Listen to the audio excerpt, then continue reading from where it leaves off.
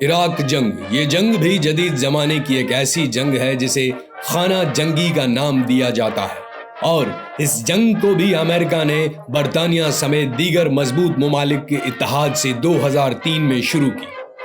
امریکہ اور اس کے اتحادیوں نے دہشت گردی کے خلاف ایک جنگ کا نعرہ لگا کر 2003 میں عراق پر ایٹمی ہتھیار بنانے کا الزام عائد کر کے اس پر حملہ کر دیا، اور اسی حملے کے نتیجے میں عراق کے صدر صدام حسین کو گرفتار کر کے ان پر مقدمے چلا کر انہیں پھانسی دی گئی، اور بعد میں اعلان کر دیا گیا کہ اتحادی افواج عراق سے نکل رہی ہے۔ مختلف رپورٹ سے اور اندازوں کے مطابق اس جنگ میں 6 لاکھ عام عراقی افراد مارے جا چکے ہیں۔ اگرچہ امریکہ نے 2011 میں عراق سے فوجیں واپس بلانے کا اعلان کیا، تاہم تاحال عراق میں اس جنگ کے اثرات جاری ہیں اور اب بھی یہ ملک خانہ جنگی کا شکار ہے۔